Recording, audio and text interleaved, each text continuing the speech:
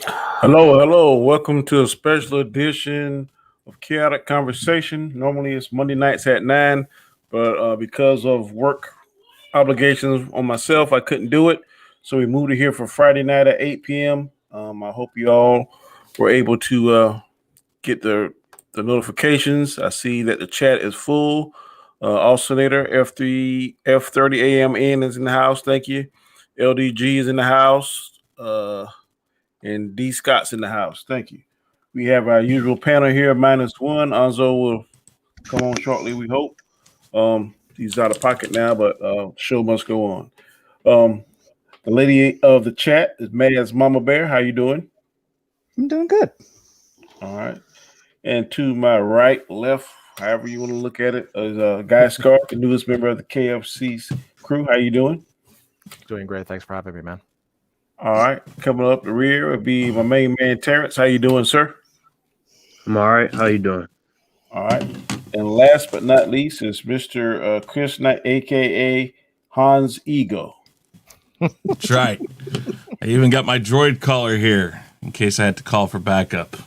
Okay, we hear you. Tonight, in case those of you who have joined us, we will be doing our top 5 favorite characters of Star Wars.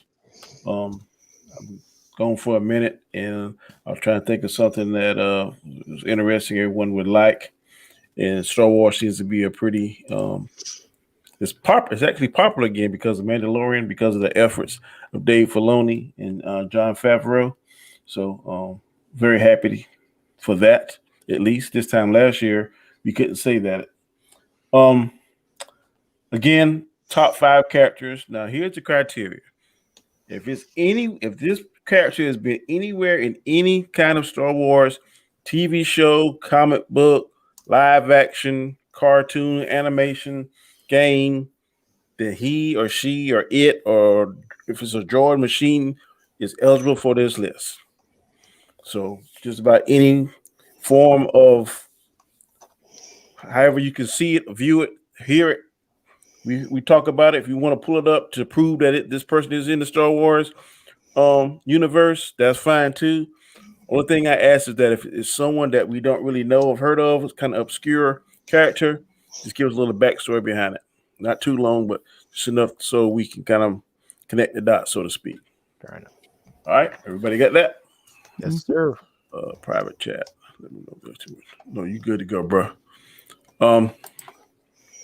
Who I say go first? Let Mr.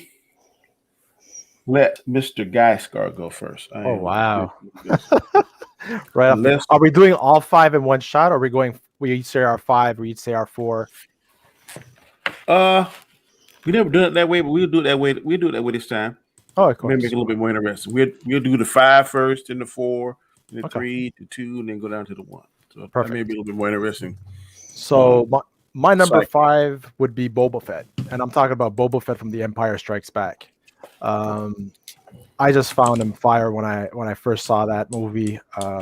The armor, the helmet looked so cool. The voice behind the helmet, his demeanor when you got that freaking panel when the camera panned on, you saw all the bounty hunters there, right?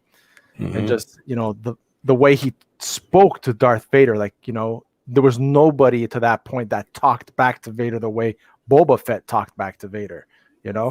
When he was like, he's no good to me dead, I need him alive. And the way he stood up to him, like, shit, this guy has some balls talking up to Vader that way, right?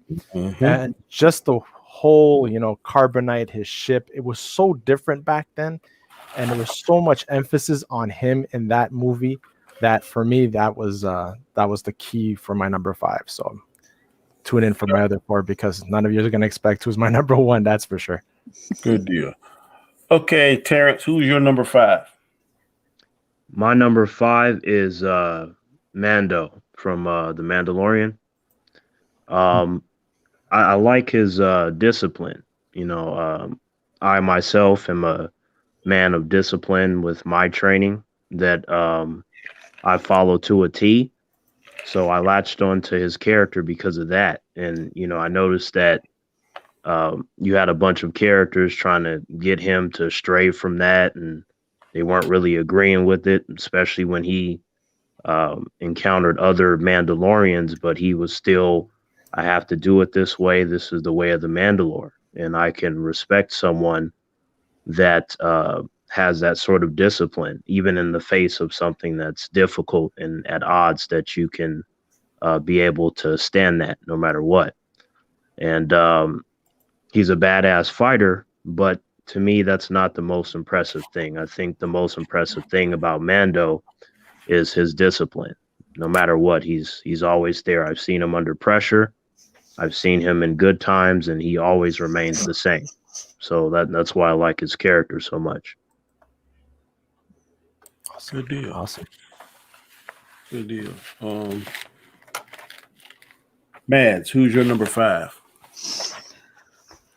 You guys know me. I'm really only a fan of the original 6, so I'm gonna go with Padme. She was such a badass queen. That never actually stood down.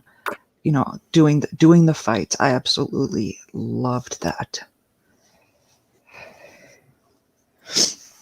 Okay, Padme.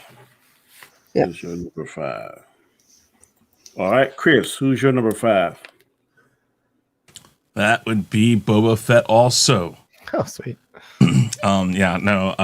Gaiskar said it. I mean, I'm so lucky as to have the guy who originally drew him for the holiday special. Say what you will about the holiday special, it does have the distinction of being the first place that Boba Fett showed up, and it was in a cartoon sketch done by and now my fucking brain is gone. John Celestri, there it is. John Celestri drew that, and I've had him on my show several times. And one of the books that I bought and funded through Indiegogo came with a hand-drawn pencil sketch of Boba Fett. And so when I get my studio done, I look forward to have that up on the wall or something. But what? No bad jokes? No, Parrot Head. Not yet. Just wait for it. Well, I mean, look at the name. I mean, I stole that from Danny. So, Okay. But no, man, he was a badass. I mean, stone cold when he talked, and he didn't care. It was just like Darth Vader was just another person he was working with. It's like, no big deal. Like, yo, dude, don't screw with my shit. I got to get this guy someplace, so, time's money, money's time, and you're fucking with both right now. And that's pretty badass. I mean, you can't get much better than that. So, yeah. Okay. My number 5 is Star Killer. I like that game. I like the fact that Vader secretly made a clone of this individual to be his personal assassin.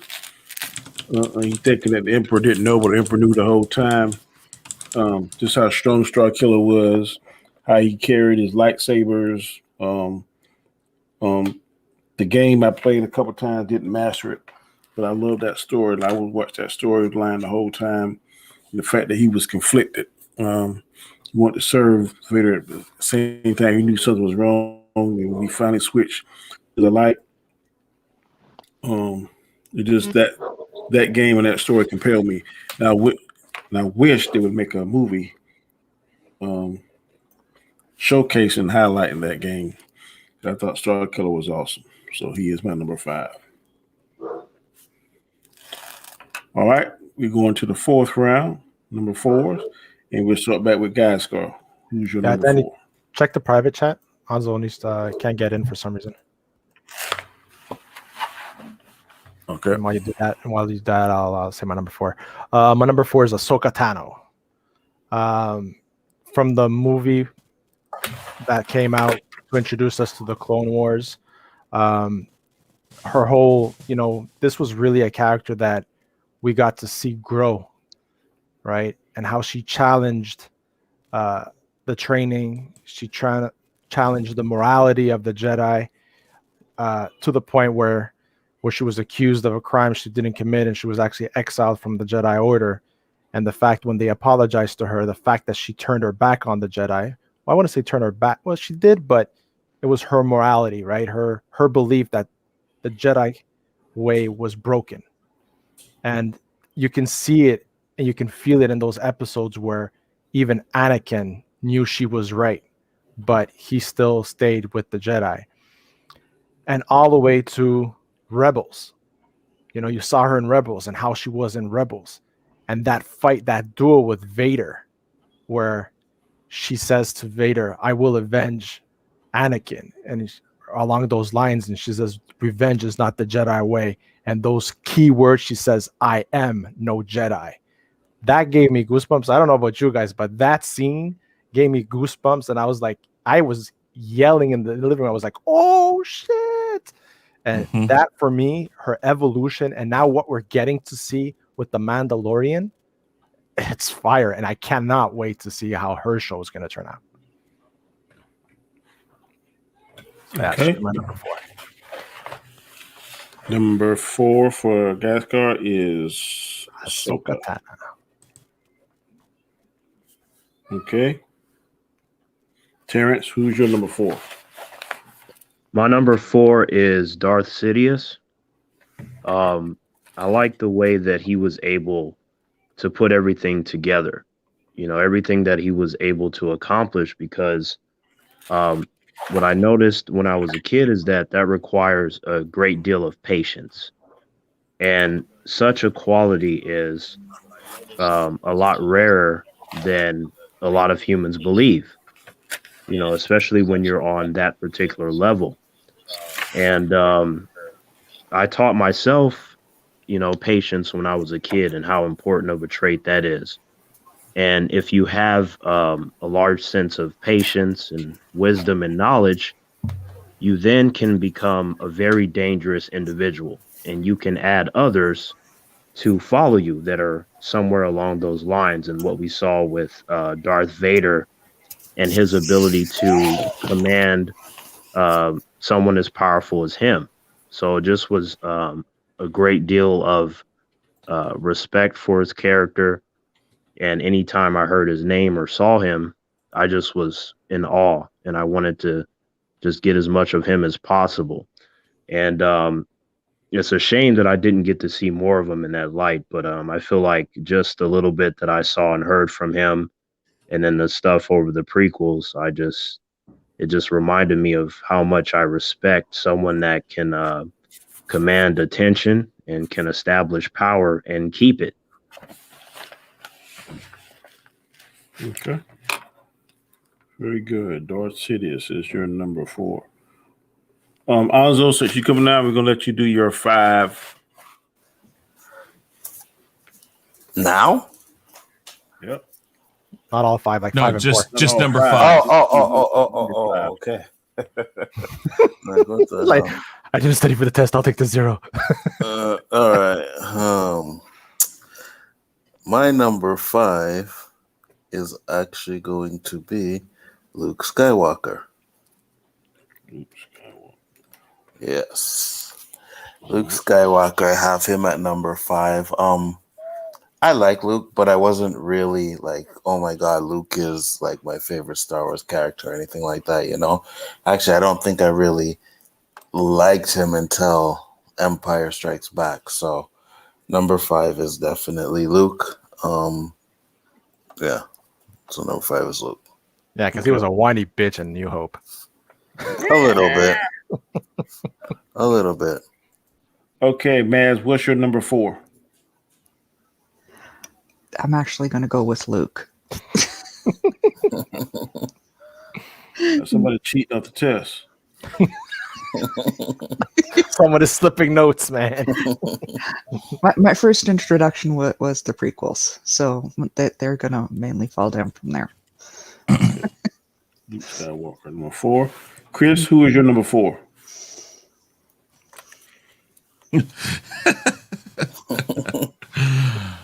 Luke Skywalker. Next. You see how I just come into the show and everybody follows my lead. I love it. No. Here, look. That's not your lead because he's your number 5. Here, I'll just share this. Hold real on, quick. hold on. I gotta say this. Nice Han Solo vest, though, Chris. It's the full get whole up. outfit, bro. It's the whole outfit, really? Yeah. I took Got the the- belt off since I'm sitting down because the belt, when it's tied to the leg and everything, it doesn't sit well. And I don't want to like it. I don't want to mess up the leather belt any. Yeah. So I'll show you the rest of it later. But yeah, I even got the droid collar. This is technically Star Wars, the Star Wars get up, or A New Hope, as some people call it. But it's got the droid collar. It's got, and then I have, of course, the blaster. Oh, shit. I got everything, man. But you can't fit Luke, that one in mailbox. You know? Luke Skywalker. I mean, he got better, and I mean, he is pretty badass by the time you get to Return of the Jedi. But man, he was a whiny little bitch in the first one. But I don't want to go to that. But I want to go to Tosche Station with my friends. Get power converters. But it's so far. Correct me if I'm wrong. Just I was What, Luke surprised Skywalker Obi-Wan teenager didn't then? beat him over the head with the lightsaber, going like, "Boom, bitch, get in the fucking thing. We're going now." What was that, Danny? So wasn't he a teenager then? Yeah. Like So is 17, that accurate 18. of what teenagers do? Yeah. I don't know. Doesn't excuse the fact he wasn't a whiny bitch. 17 and 18, they just try to hide from people and don't talk to anybody except for their friends.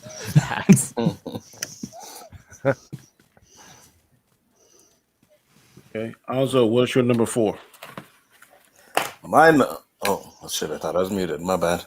My number 4 has to be Darth Maul. I love Darth Maul. I had to put him up there ahead of Luke. When it comes to Star Wars characters, I'll never forget like the first night of Phantom Menace, right? I was waiting in the theater and there was this dude walked in and he had the paint of Darth Maul on his face and shit, and I was laughing at him. I was like, what the fuck? This guy doesn't even look like Darth Maul. It looks like a Walmart version of Darth Maul. But just as I said that, I could turn my corner and I seen another dude come in and his paint job was on point and he had the eyes and everything, man. He had that look, and that's why like Darth Maul has to be number 4, is because even though he wasn't in the movie a lot, he had that presence that everybody, when they seen him, was just like, holy shit. And then when he pulls out the 2 lightsabers, it was just over. So number 4, Darth Maul. Yeah.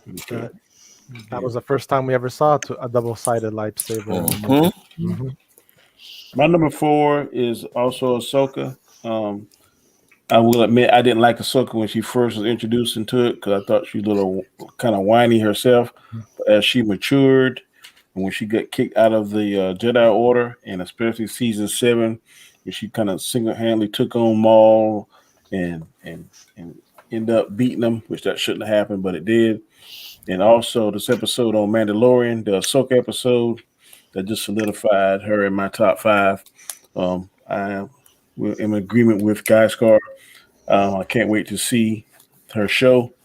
Dave Filoni did an excellent job introducing her. I know that's his baby. And I really like her. I think she's badass. I mean, how can you not be a badass if you were the Padawan of the most powerful Jedi / Sith, according to the lore? So she had to learn something, and seeing that Mandalorian episode, she learned a lot. So Ahsoka is my number 4. Okay, Gaiskar, it's back to your turn. Who is your number 3? I would say Darth Vader / Anakin Skywalker. The reason why I say / Anakin Skywalker is I liked his whole storyline in full circle to the point that he returns. He comes back to the light when Luke saves him. So All right, that's it. Just stay right there. I say that. It's the same one as you? No, it is not. Oh, okay. Oh, so what I'm saying? That's what you're saying? No. Okay. Number 3? Yeah. Number That 3. low? That's what I'm saying. For Yep. real. Oh, come on. No, you'll see. Gee whiz, I'm man. telling you, I'm gonna shock you guys with my number 1. So it's all good. All right, I'm keeping this out. Yeah. Trust me, it's loaded. Make sure it doesn't jam though. Mm, So yeah, like this whole, What the hell? you know, the first time you see him in New Hope, at least for me, that's the first time I saw him was in New Hope. His presence, you know, the voice of James Earl Jones, forever, you know, that you relate it, you know, before Lion King. When I would watch The Lion King, I just saw Vader. I didn't see Simba. I was like, oh my God, it's Vader, right? And Mufasa. yeah, Mufasa. And Say that again. let me finish. So just the whole thing, this whole storyline, including the prequels, how he became Vader, how he got rescued from the dark side by Luke because everybody felt that good in him, from Padme to Luke. So that whole redemption story is epic, just like Ahsoka's. It's up there.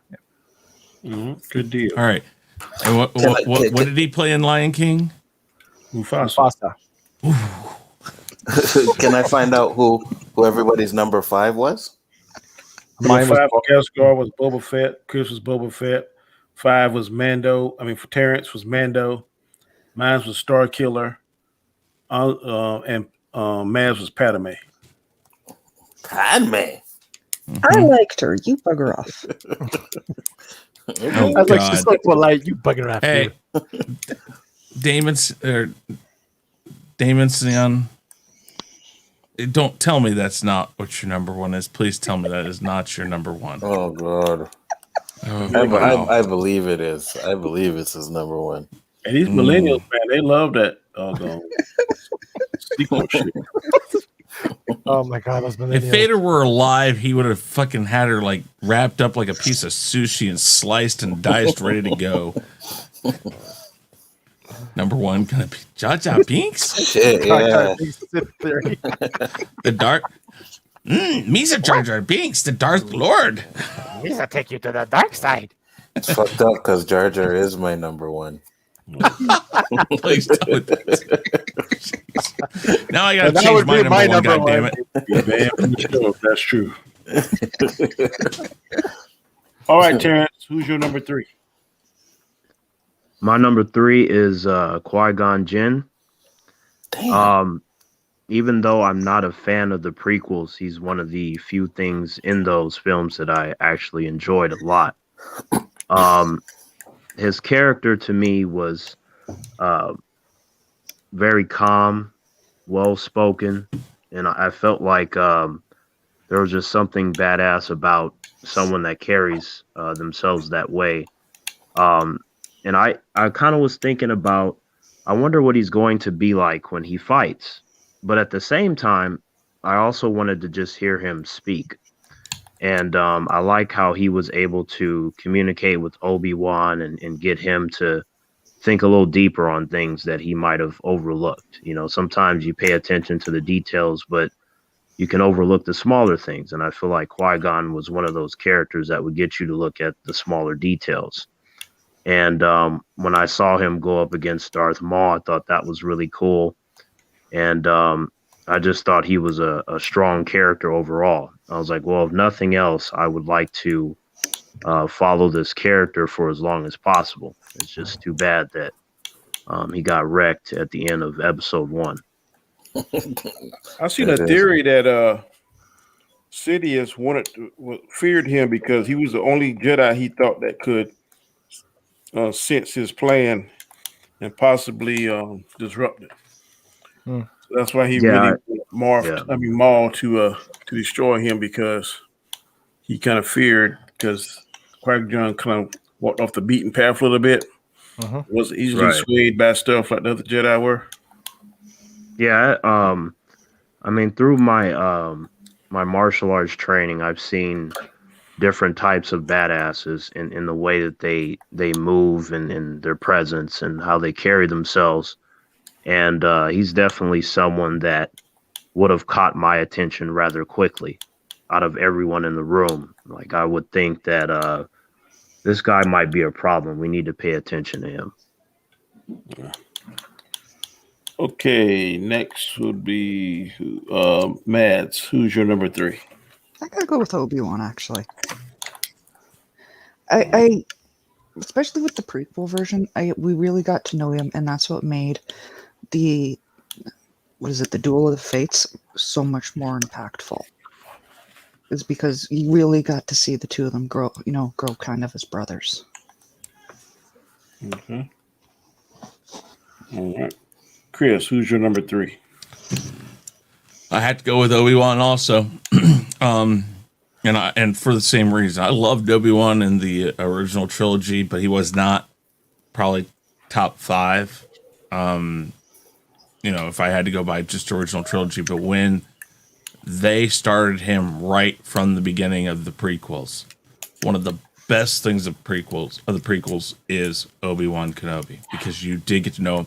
And part of that is because you picked the absolute right actor to. I mean, I don't think anybody would have picked a better person than him, than Ewan McGregor.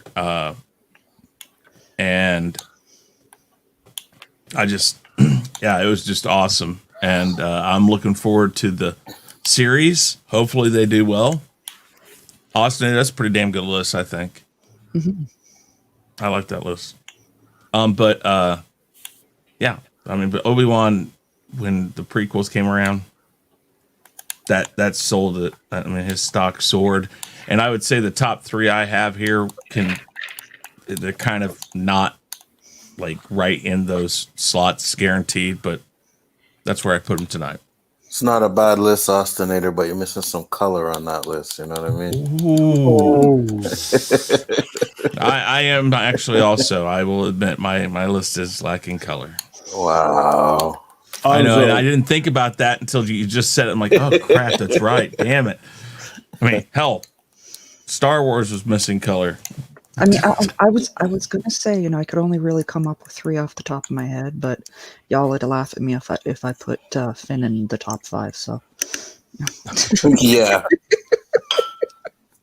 Poor Finn. If they hadn't screwed with him and kept his story arc going the whole way through, and not like literally stopping it, changing it, and then coming back to it, I would not have faulted you for that. I wanted Finn to be the Jedi. He should have been. In the first of the sequels, he had some real potential. And that would be the only reason I'd give him an honorable mention. Okay. Yeah, they screwed him. Also, who's your number 3, sir? My number 3 has to be the one and only. Get this motherfucking snakes off this motherfucking plane. That's right, Mace Windu. You see, I guess because I got color, I had to put some color on my list. No, but just joking. But Mace Windu for me is I like seeing Samuel Jackson in the role, and when Attack of the Clones happened and that scene, and he's like, "This party's over," and they really showed him like fight and do some Jedi stuff. I was like, "Yeah, Mace Windu is good, man." And then comes the last one. He has the fight with Palpatine, and the one thing I liked about it is they showed that he was stronger than Palpatine. You know what I mean? Like, he pretty much handled Palpatine and would have actually killed Palpatine if it wasn't for Anakin. I know there's a theory that maybe Palpatine was like baiting him into that, but I do believe that he is one of the Jedis. Him and Yoda are basically the only 2 like Jedis at the time that really could have dealt with Palpatine. So Mace. Have I played that Graham Norton show clip about the fact that on the bottom of his hilt in his house, he has the hilt he used during filming. On the bottom of it is Banff. Is badass motherfucker. Oh, really? Yeah, it's on the. I think I've played it for Danny. On the bottom of his lightsaber, it's inscribed Banff, I think. Nice. or it says badass motherfucker, one of the 2. But yeah, Good to know he put that particular phrase in somehow. Mhm. Exactly. Yep. And he's the only one with purple because that's what he wanted. Mhm. George Exactly. Lucas bent over backwards for him because actually Samuel L. Jackson contacted Lucas and said, "Hey man, I want to be in. I'll do whatever." He didn't care, and Lucas put him in as that Jedi. So I mean that's pretty high honor if you ask me that Lucas did that because he would have taken any part. He would have taken a stormtrooper or anything. He said. Mhm. So that's pretty cool. Yeah, I agree with that. So Mace Windu's number 3. Yeah. All right, my number 3 is Darth Maul. When I first saw Qui-Gon say, we'll handle this and take care of it and start playing that music, and then you see one lightsaber side ignite and the other one, and I said, this is about to be some shit right here. And of course, what pissed me off is that they were going between that, Padme, them trying to rescue and get to the top of the building, and damn Anakin in the ship trying to blow shit up. Nobody want to see the other two stuff. I was trying to focus on the fight, and it was a good fight. I wish that Qui-Gon would have got killed, but that's there. But Maul is just hyper aggressive, killing machine. He just was just too focused on the fight, not to sense what Obi-Wan was going to do. I thought it was kind of weak writing in that part, but other than that, the Maul, I like the Maul live action better than the actual Clone War Maul. I don't like the part where he goes kind of crazy and mad and then get those spider-like legs. I don't like that version. And he goes back to the his home planet, and that witch infuses with whatever her power is, and he gets the robotic legs. And when he's fighting Ahsoka in season 7, that's the Maul that I like. So, like I say, I think he's a badass. He's my number 3, and he made the double lightsaber cool because now I always look to see. That's why I like Old Republic, because one of the Jedi using a double saber lightsaber. So that is a very cool weapon, and Mace Windu brought that weapon to the forefront. So not Mace Windu, I mean, but Darth Maul. So he is my number 3. All right, Gaiskar, it's your on the Number fourth 2. round, which is number 2. That's Who's your right. number 2? Darth Sidious. I loved him from the point of his origin story in Darth Plagueis novel. I read that. Yeah, That was good. that was a great novel. The fact that he learned everything to the point of mastery and then killed his own master, to setting in place everything that was going to happen in the movies. You got the glimpse of that. He was preparing the whole map. He knew what was going to happen, and he had a plan in case anything was going to come in the way of that plan. And that's it. When you have that, you're that dark and that powerful, and you're able to do those things. By no doubt, definitely number 2 for me. Okay. Terrence, who's your number 2? My number 2 is Darth Vader. Yeah, when I saw him when I was a kid, I thought that, this guy is excellent. He has the presence. And I used to get picked on a lot when I was a kid. So I was thinking like, man, if I had Darth Vader's presence, these kids wouldn't be messing with me as much.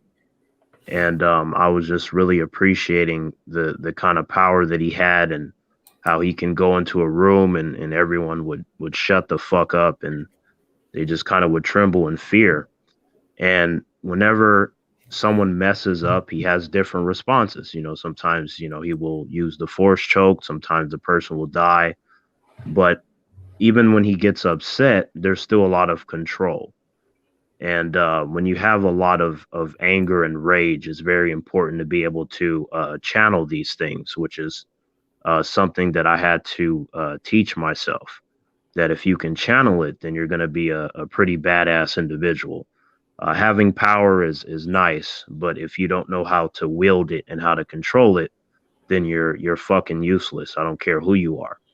And the fact that he was as powerful as he was, and he was still able to work for Darth Sidious and carry out his will, I also thought was interesting, and I thought that in itself required a certain amount of control to be able to humble yourself enough to call somebody else your master, your boss.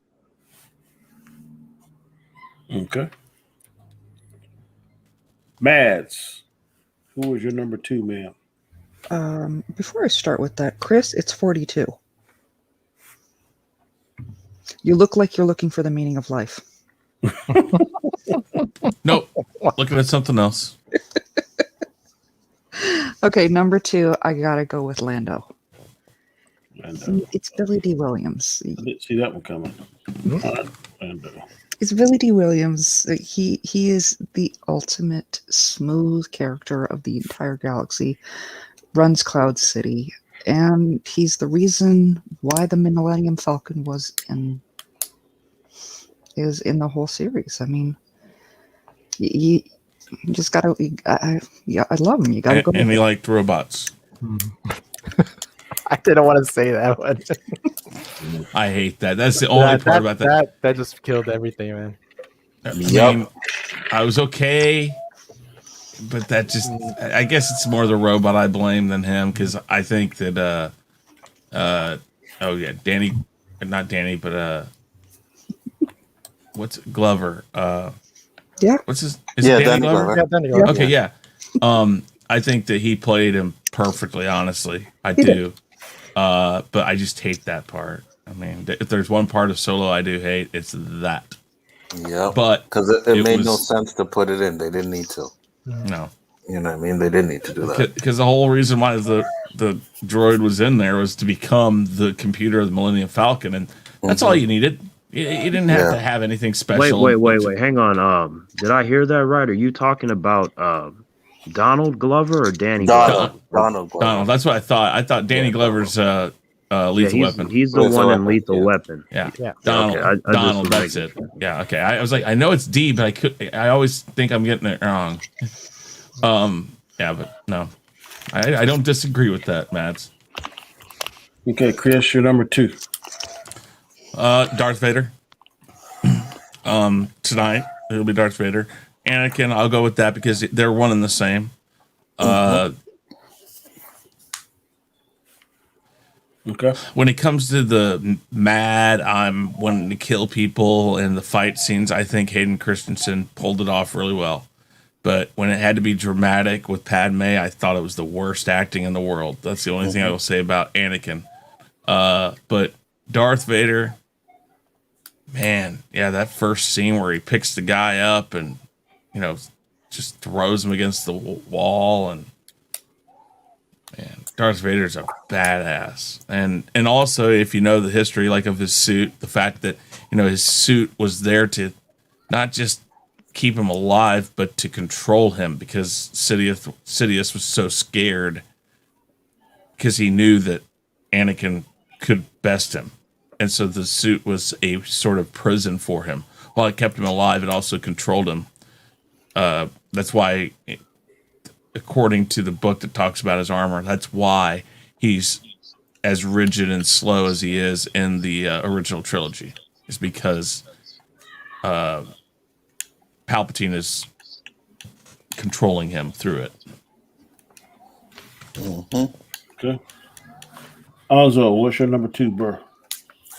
My number 2 is actually, unfortunately, the same as Chris. Darth Vader. Darth Vader is my number 2. When it comes to Star Wars, actually, when it comes to villains, I think there's not too many villains out there that are better than Darth Vader. He is definitely in the top 5 of most when it comes to villains. And like Terrence, I like the fact that he was just evil, but never lost his cool. He was calm and collected. Even when people around him were fucking up, you know what I mean? He would just choke, force them, kill them, and then tell them their apology was accepted. So Darth Vader is definitely my number 2 Star Wars character. Apology accepted, Captain Captain Nito. Nita. My number 2 is Anakin, but Anakin from the Clone Wars. In the 6 and 7, Anakin was like beyond confident. There was like nothing he could do. He had the clones' trust and admiration. I think the first and the second episode, I mean, he was just so much more powerful than Obi-Wan. It was ridiculous, or at least the way they portrayed it there in that particular cartoon. But of course, he's badass as Vader, but I like him just before he becomes Vader when he's kind of fighting against the good, the light, and the dark. You can kind of see he's, so to speak, gray in the gray area. Not a gray Jedi, but in the gray area. And he is doing things. He's just barely going over the line crossing the line that Jedi don't cross, but he's kind of in between it in the blurry spot. So that's the number 2. Which is basically Darth Vader, like y'all said. But I definitely like Anakin from the Clone Wars. He was very confident, very powerful. Whenever the shit was hitting the fan and the troops saw him coming, they kind of breathed a sigh of relief because they knew that he was going to get them out of that. And most of the time he did.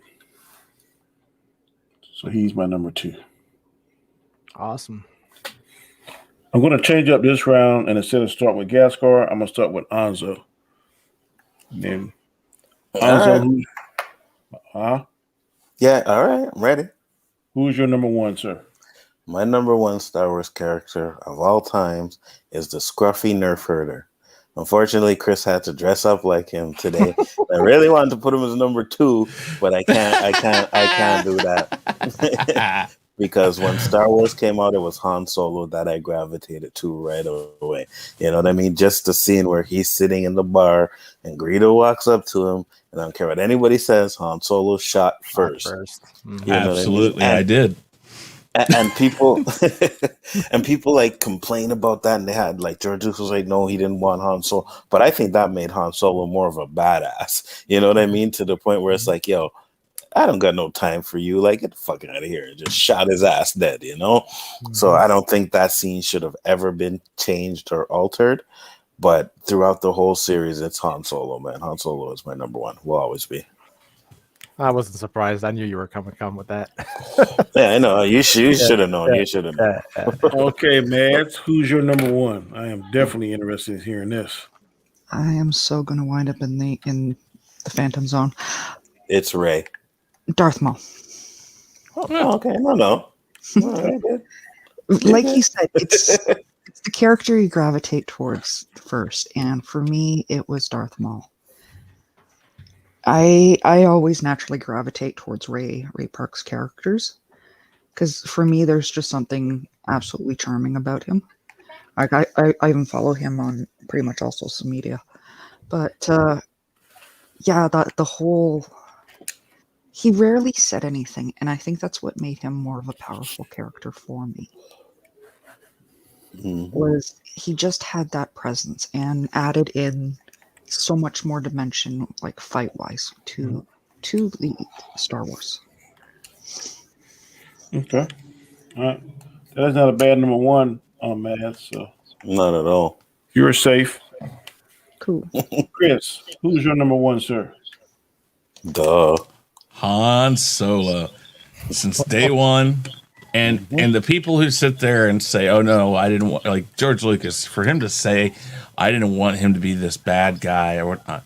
Why not? He gets redemption. He becomes a better person. It's like, what does it matter? Why? The first thing you see him doing is that. Mm-hmm. So, I mean, it never hurt anything, I don't think. Nobody thought anything of it. So, yeah. Han Solo since day 1. I mean, and it's always been Han Solo. That is number 1 with the bullet. Darth Vader is like the number 1 villain. Han Solo is the number 1 like good hero, guy, in my opinion. Yeah. So, and I think that's one of the reasons why I had a big issue with the sequel when they killed Han. I was like, oh man, like fuck. I was wearing this to the premiere because I was asked to do it by the guy who owned the theater I went to. and I was the only one wearing the outfit, and I didn't know that he was going to die. It seems like a lot of people, I guess, did know that. So when that happened, it was like, it's like me too. I hated it too. I was pissed.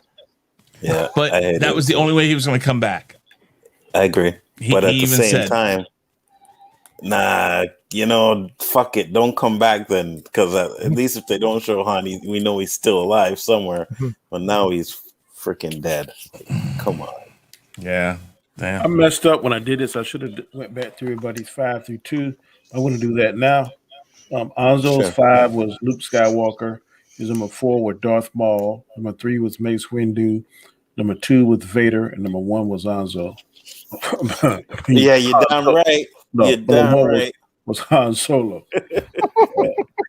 You're damn right. Anzo's the best hero of all times. I hear you, bro. For Mads, Mama Bear, number 5 was Padme. 4 was Luke Skywalker. 3 was Obi-Wan. 2 was Lando Calrissian. Number 1 was Maul. Chris Knight, number 5 was Boba Fett. Number 4 was Luke Skywalker. Number 3 was Obi-Wan. Number 2 was Vader. And, of course, number 1 was Han Solo. Terrence, Terrence, number 5 was Mando. Number 4 was Darth Sidious. Number 3 was Qui-Gon. Number 2 was Vader. And now, what is your number 1, Mr. Terrence? Can you hear me? Yep. Yes. Yeah. Yeah, my number 1 is Yoda. When I was a kid, unfortunately, I grew up with a lot of rage that was very painful. And there was no one around me that had the words to help me. So when I saw the Yoda character in the context of the original trilogy, he had all the right words for any character that he spoke to, especially Luke Skywalker, and Luke did not listen to him. And then, of course, by the time I got to the prequels, I was older, and at that point, I had already started my physical training. And I remember there was a segment where I trained myself to let go of anything that I feared to lose. And it was funny that he ended up having a scene where he was talking to Anakin about that. And I remember saying to myself, if I would have had someone like Yoda around, I would have been a completely different person. If I would have had someone that had the words to communicate with me. Because my family and some of my friends, they were well-intentioned, but they did not have the words. And this is beyond something trivial, like when it comes to really communicating with me on a deeper level. If you do not have the words, you will never reach me. And their approaches were always wrong and emotional. And I'm like, you cannot do that with me. And that was everyone's approach. So I really gravitated towards Yoda because I figured that if I can figure out how to master myself and how to channel my rage and then even try to get rid of it and put that for my mental training, physical training, and then eventually martial arts, that I would be one badass guy. And as it turned out, my potential for martial arts was really high and I did very well there. But just seeing Yoda, I thought was amazing. And just in his infinite wisdom. And that was before I saw him, fight in episode 2 against Count Dooku. I thought that was cool, him fighting and doing all the flips, but I was more impressed with his mental strength, which I think is rare. You have a lot of individuals that are strong and they can fight and do this flip and that flip. But when it comes down to situations, they can't handle shit. They're mentally weak. So for me, I feel like mental strength is far more impressive than anything you can do physically. So, for that and many more reasons as to why Yoda is my favorite character in that universe. Okay. Nice, man. Okay, Gaiskar, your 5 through 2 was number 5 was Boba Fett, 4 was Ahsoka, 3 was Darth Vader / Anakin. 2 is Sidious. And now who's your number 1? You know what? When I had to do all this, I was looking into perspective everything that I've touched of Star Wars. And back in 2003, there was a game that came out on the Xbox, but I played it on PC, which is called Knights of the Old Republic. So my number 1 is Darth Revan. The reason why I enjoyed this character the story is too. I'm going to try and keep it short because there's a lot that happens throughout the EU with this character. Basically, he is a Jedi during the times where the Jedi are split in the ways they do things. It's during the Mandalorian Wars. The Jedi want to remain neutral, but him and Malik, his close Jedi, don't agree with the Jedi Council, and they go off on a mission, despite what the Jedi Council said, with other Jedi, they're known as the Jedi Crusaders, and actually beat the crap out of the Mandalorians and win the war. Which later on they start spying on the Sith because they're so far in the outer rims that they see the Sith and they're just spying on them, and they try to kill the Emperor of the Sith. Which what happens after they become,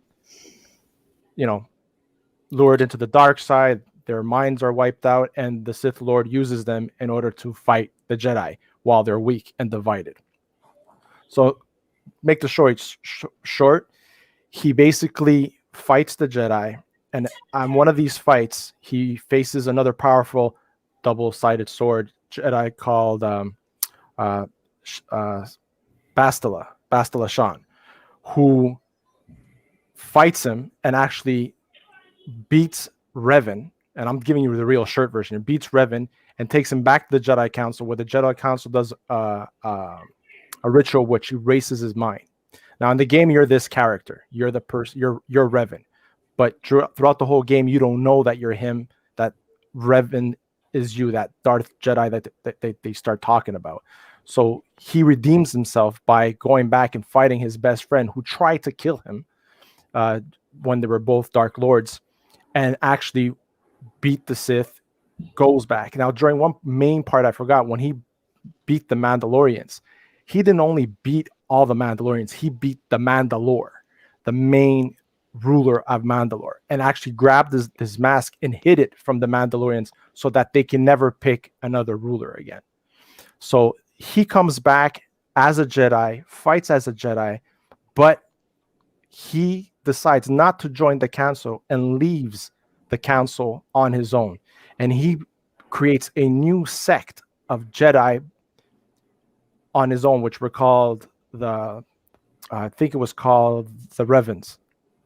And he marries the girl that kind of took him over, and he has kids, and it's a path completely different, a different type of beliefs. They know both the dark side, the light side, but they're not called gray. But he had a huge follower. And what's crazy about this now today is the fact that it is canon, right? Because in it was printed in The Rise of Skywalker, in the picture dictionary, they speak about him. In Clone Wars, there's a deleted scene that his ghost was supposed to appear, and they deleted it because at that time they weren't sure how that would fit in, and it wasn't canon and blah blah blah. But they ended up, withholding it. But the fact that it is canon now, all this comes into play. And not only that, during this whole story, they talk about the Skyforge. Skyforge was a machine, like a space station that made star destroyers at an incredible rate that gave them their army. So it kind of ties in with the Rise of Skywalker. How the hell did they build so many ships in so little time, right? So the whole fact that this guy was a military expert, powerful in the Force, was able to be redeemed twice, and his offspring. I know there's a game, RPG game now that if you see Danny, you must have seen it, the cinematics for the Old Republic, right? The character that the fight where they're in the space dock, the girl, that's his granddaughter. Okay. So it's crazy how everything tied up. When I was looking at everything, she has a double-edged sword, lightsaber too. That's right. Yep. And just like her mother, so like her grandmother. So that story arch, if you don't have the game, YouTube it. It's an amazing story. They have a novel after that whole game. For me, by far, that's the best character for me in the Star Wars universe right now. Okay. That is an awesome game. Backstory too. I'd like to see a remaster of that game. They are. It's coming out, but it's not EA Is it? doing it. Awesome. Yeah. Okay. Go back to my 5 through 2. Number 5 is Star Killer. Number 4 is Ahsoka. Number 3 is Darth Maul. Number 2 is Anakin of the Clone Wars. And number 1 is no secret. Mace Everyone that Windu. knows me know that it's going to be Mace Windu. He is a badass down to his lightsaber. I know one reason why he wanted that purple lightsaber, because he said when he was watching the movie playback, he wouldn't be able to know exactly where he's at, because all you could see was green and blue lightsabers. He wanted to know where he's at, so that purple sticks out. Mace Windu, from what I was told, I had a conversation with Lord Callis. He was at one time like the master over the whole Jedi Order, and he relinquished that to Yoda. But at one time he was the number one man. And I do think that if Anakin hadn't intervened, that he would have destroyed Palpatine, because of that 7th fighting style, Vapad, however you pronounce it, where he taps into the dark side and kind of channels his enemy's own power and aggression back towards them. Not to mention, he has a Jedi technique called Shatterpoint, which I read the book, where he can somehow detect his enemy's weak spot and he can exploit it. That is what he did on that move against Jango Fett. He was able to determine his weakness, and of course, we saw what he did. He decapitated Jango Fett. So that Shatterpoint is a very useful skill. I don't think I've ever heard or seen any other Jedi or Sith having that particular power. So that, in addition to him developing his own fighting style, made him a very lethal Jedi. I would have liked to seen him and Yoda sparring against each other. I bet that would have been an awesome match. But I'm going to preach this. I'm probably going to sound very redundant and beat a dead horse, but I would have much preferred to see Mace Windu come in The Mandalorian versus Luke. I have no issues with Luke. Luke was bad. That scene was awesome. But I just think once we saw that purple lightsaber, I know for me, I can only speak for me, I would have lost my shit. So, and I have been currently writing Mr. Samuel Jackson on Twitter every day, asking him to come on my show. I know it probably won't go anywhere, but I'm going to try, because I definitely want to pick his brain. If I was fortunate enough to get him on my show, I send him a text on Twitter every day. So he is my number one favorite character in the Star Wars. Just like y'all said, y'all was hurt when Chris and Anzo was hurt when they saw Han got shot. I was equally hurt when punk ass Anakin cut his hand off and Emperor shot them, force lightning his ass down off the ledge. I was hoping that he would survive. And again, talking to Lord Callis, one of the guys from Dark Council, he into that stuff super deep. He said there was some kind of specialized training that they were teaching Jedi to recover from a very high fall, and that they were trying to implement that into the training of the Jedi. So if that's something that they were in fact trying to do, I don't know how you research this stuff. I can do a little research, but I don't know where he goes. As far as I know, it's canon that he does survive. So I'm definitely hoping that we will see him possibly in the Ahsoka show.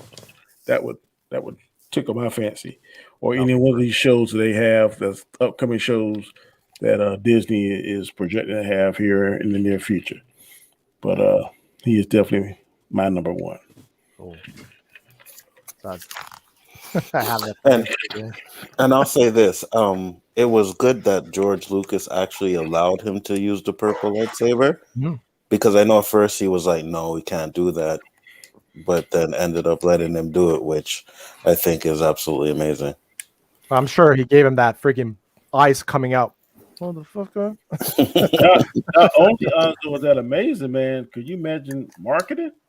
I don't know which is the highest sold lightsaber, but I'm thinking it's up there. I'll research it, but I know I don't have any of them. But if I'm gonna decide in my mind to spend $200 or $300 for one of those nice ones, you damn for sure it's gonna be one or two. Well, I can tell you when I was in New York City looking at the duplicates, right? At the store, they had everybody's lightsaber. They didn't have his. It was empty. So I can tell you you're dead on right with that one. Yeah. Go ahead. No question. I was gonna say you're saying all that tapping into the dark side stuff though that Lord Callus was talking to you about. I know he's a big EU guy, so is that EU stuff or is that canon stuff? It is. I personally like EU better. I don't read many canon books.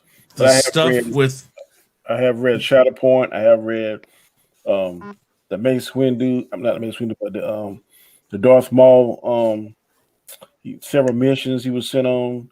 The Dark Apprentice. There's Darth one. Plagueis. Yeah, there's a mission where the Emperor Palpatine goes with Darth Vader, and it's a whole big test. I can't think of the name of the book. And at the end, man, Darth Sidious shows his true power because he always, during the whole mission, he would always act weak and feeble and stuff. But at the end, when it came to like they gotta live or die, he was like leaps and bounds ahead of Vader. I can't think of the name of that book, but I'll try and find it next time we talk about the subject. But the EU books I always gravitated more to, like Darth Bane, the Rule of Three. The Rule of Two. Those are great. Those are amazing books. Yeah. The stuff with Mace Windu is more canon than it's EU, though. It's like some of the stuff that survived from the EU, and I think maybe I don't know who did the stuff. But the EU stuff was definitely the better stuff. And the problem is, like Disney even tried to pull, like, I think the whole sequel trilogy, it was just a bad, what was the, like I bought the, what's the last movie that came out? Rise of Skywalker. The book is so much better than the movie. Because the book at least makes sense. It's kind of coherent. Because they wrote it after the movie and after everybody bitched about what was wrong with it. And they're like, okay, we need to put that in the book. So, Danny, it is better than the movie? It connects the dots. It tells you what, like this. All the books to the movies that Disney put out, I've heard are better than the movie. That's because they wrote them after the movie. All other 6 movies, the books were written released like 2 to 3 months before the movie. So it's all sorts of ridiculous that they even. The book is better than the movie, Gaiskar, but it won't make you want to go back and see the movie. But if you happen to go back and see it, then some of the scenes will make sense. You'll be like, oh, okay, I see. Okay, I see what you mean. Crap. Most of those movies, I don't even want to read those books, man. I just don't. Hey, the EU books, man, is fire, bro. If you read some of those books that Danny said, EU books is fire. You'd be like, man. I'm like JJ. I'm not a reader, so I really could care less about. And I've always been like, if it's not canon and it's not part of the George Lucas universe, then it's useless to me. Well, but all of EU was actually a George Lucas thing, because George Lucas handpicked a lot of that to fit in his storyline. But none of it was canon, though. Not now. Back then it was. It wasn't. George Lucas has come out and said the EU was never canon. Well, he personally handpicked a bunch of it to fit within his canon. He picked the writers, but he has come out and said that those books are their own universe. That's why they were called the EU. They were not part of his universe. I think after the prequels that some of the people cherry pick some EU stuff and they cherry pick some that I can agree with. Stuff. And I think because like in Clone Wars, Gaiskar was saying that Revan was supposed to appear on there when they cut him out. But Revan didn't appear on there. For season 6, Darth Bane's ghost appeared on there when Yoda went on his little quest, and he had an interaction with Yoda. Yoda had to go through some kind of test to make sure that he was pure of heart and all this kind of stuff. But that book to me is what really got me excited about the Sith in Star Wars, because Bane was like a nobody. He was force sensitive. He was like a worker in like on a farm or some kind of factory or something like that. And he was always good at playing cards because he was in tune with the force. And then when that sucker got hooked up with the real Sith and stuff, he just like took over. So if I'm not mistaken, they didn't even use the Darth. They were called Lord whatever, Lord Gaiskar, Lord Danny, Lord Monzo. But then once he destroyed all of them, that's when he brought back the Darth. And how the hell he knew about Darth, I don't know. So I guess he had a Sith holocron and researched and all that kind of stuff. But that's who brought back the title of Darth, was Bane. So, but I hope that in the future they would do a movie showcasing the Sith, because I'm kind of tired of the Jedi. Absolutely. Just the old Republic in general, because you're going to see a lot of Sith, right? Because there was no rule of 2 back then yet, you know. No. Okay. They, go ahead, Chris. Well, I was going to say that I think they definitely do well to go back and tell a lot more about the Sith, because the Sith is kind of it's still a enigma. Yeah, I mean, they don't know. You don't know much about them. You just know. But if you introduce why they became, why they started the rule of 2 and all of that, that would definitely be really fun. I agree. That's why I say if they go Star Wars, they either go way in the past, or way in the future, and try and get away from this Skywalker sequel trilogy and shit. Oh, and Danny, yes, sir. You do know that Revan, when he was a Jedi, it was a purple lightsaber. I didn't know that. Yeah, and apparently there's a connection between him and Mace. Oh. Yeah, so they say. I have to research that. Yeah. We're going to go around the panel. Anybody want to let everyone shout out their channel? Anything they want to say about their channel? Any upcoming streams? Anything shows they're going to be on? I think we all are going to be a part of the chase. But that got postponed, I think. Next week. It's next week. I didn't see what time it was. Next week, same time. Yeah, same time. What's the chase? It's a game show. No, go ahead, Danny. It's a game show. I see it on TV all the time. Me and my daughter watch it. Back then, it was this big man. I mean, he's a giant of a man from England. It was called The Beast, but he's like a trivia god. And basically, he would have 3 people go up against him one-on-one. They would try to beat him in trivia questions. And if they got to a certain point on the board, they would capture whatever money they won in the question round. And then if they survived it, then all 3 of them would go against him in what they call the speed round. But basically, you get 2 minutes to answer as many questions you can answer.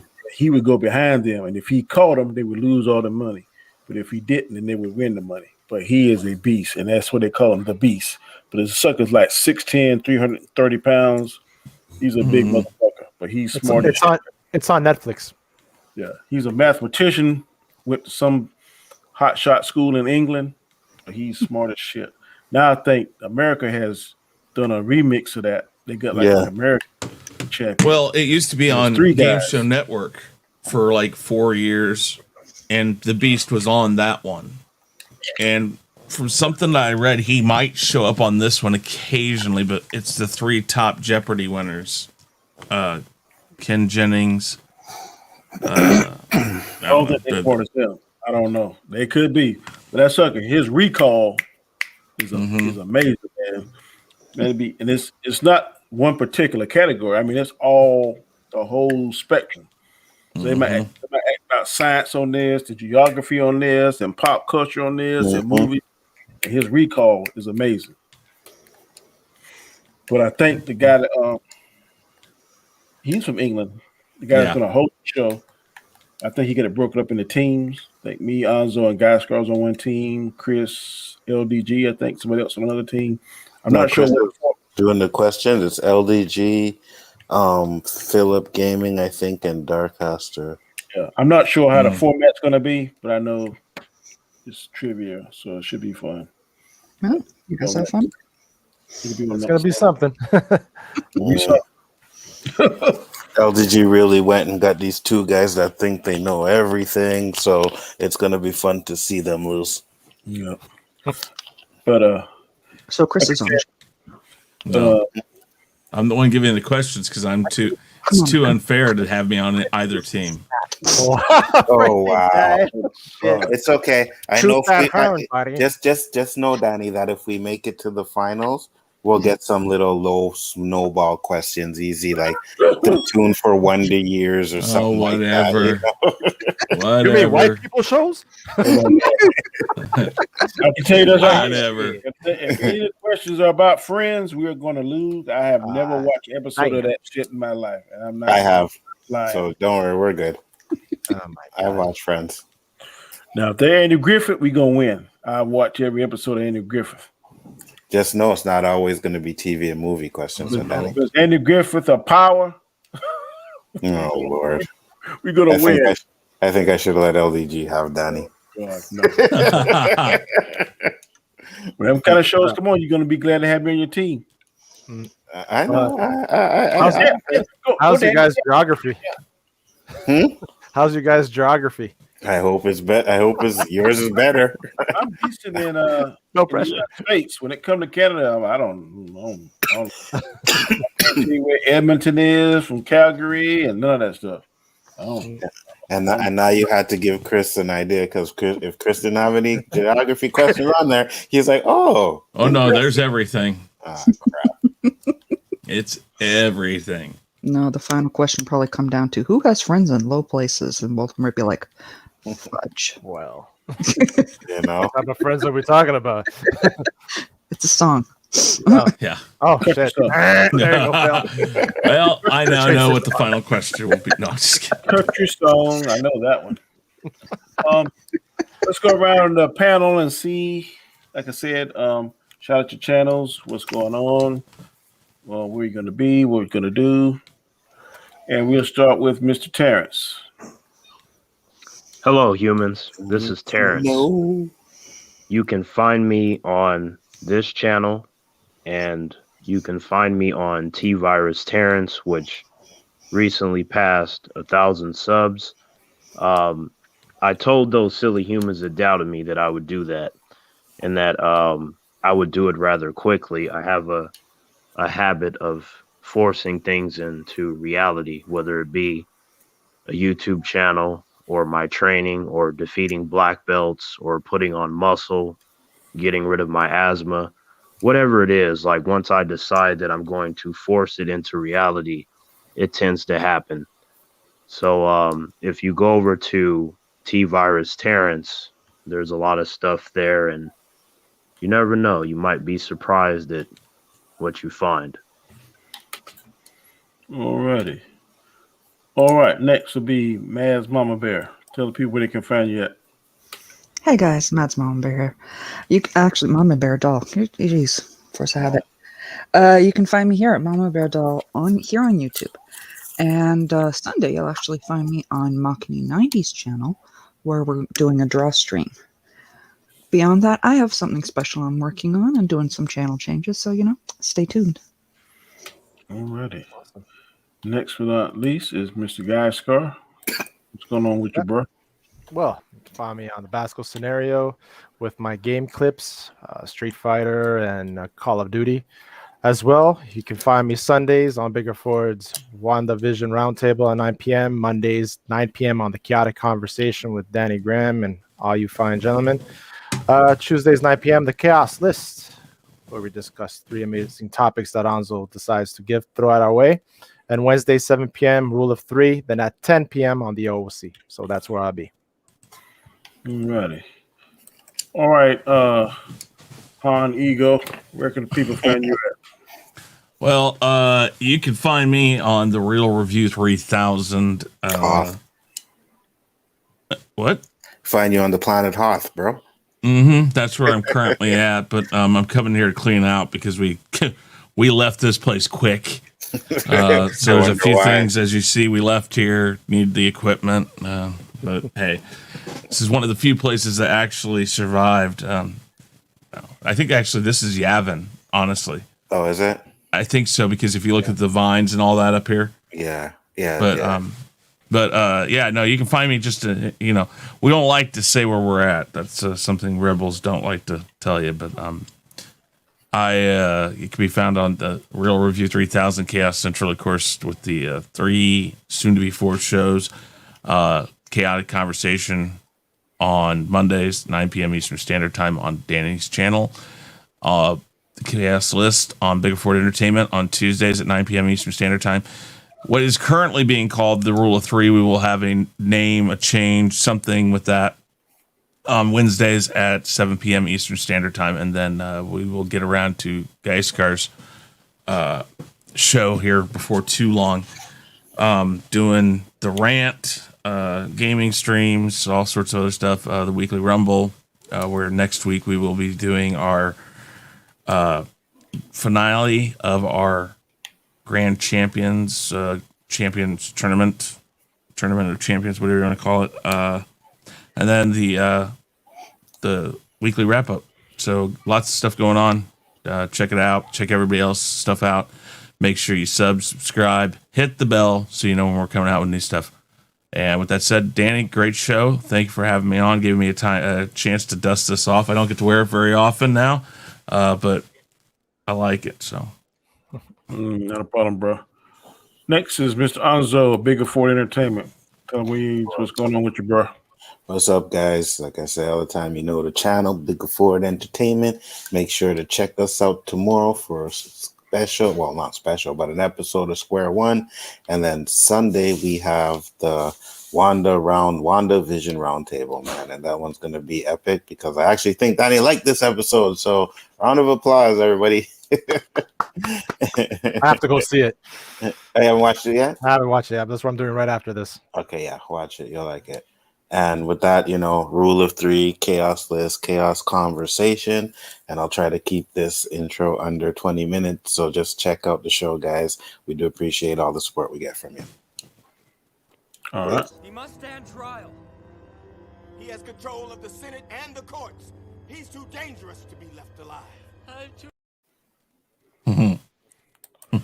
Just to go back to show the number one character of all time in the Star Wars universe. I am Danny Graham, aka Comic Chat. This is my show, normally seen on Monday nights at 9 p.m. Eastern Standard Time, Chaos Conversation. I try to come up with different topics that we can rank from whatever number to down to the number one. This is the topic I did for this week. I think it's a very interesting topic. I enjoyed the conversation, enjoy hearing what the panel had to say and their different opinions and choices and points of view. I'm going to do a little, eat and crow a little bit about Sunday's show, which I've been enough to do. I did not like the first 3 shows. I thought it was crap. But the 4th show, I was pleasantly surprised last night.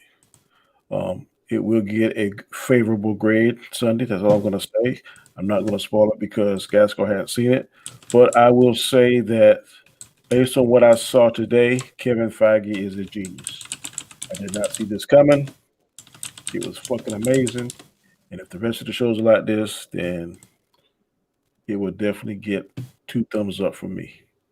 Wow. Having said that, I am waiting to see counting down to Sunday because I'm sure it's going to be an interesting show. I'm curious to see what JJ is thinking. I may text him after the show. But for the 10 people that are in the chat and that stuck with us, I think we got up to 17 tonight. And I definitely appreciate it. Appreciate you coming on a different night, sticking and hanging in with us. I can't say thanks enough.